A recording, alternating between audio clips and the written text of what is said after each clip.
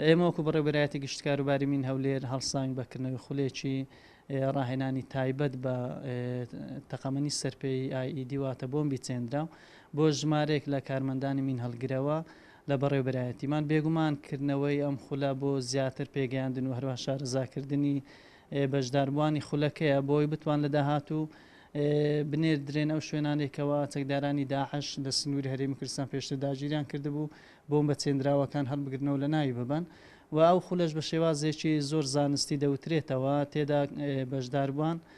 بە شێوەیەکی باش ڕاهێنانە پێ دەکرێت بۆ دۆزینەوە و هەروها ناوبردنەوە بۆم بە چێندراوانە و خولەکەش بۆ ماوەی 10 ڕۆژ بەردەوام دەبێت و دواتر بڕوانامەی خولی شیاندنیشان بەسەردا دابەش دەکرێتن بێگومان وە پێش هەر کاتێک پێویست بکاتی مەکانی ئێمە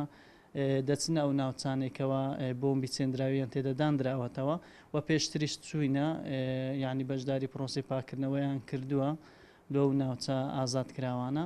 و لە ئێستاشدا ئەوە شوکو ئامادەکاریەکە بۆ ئەوەی هەمیشە ئامادە بن لە کاتی پێویست کە داوا بکرێتن دەچن شانبەشانی هێزەکانی پێشمەرگە بۆ پاکردنەوەی و ناوچانە و کەمکردنەوەی مەترسی لە سەرژانی هاوڵاتیان.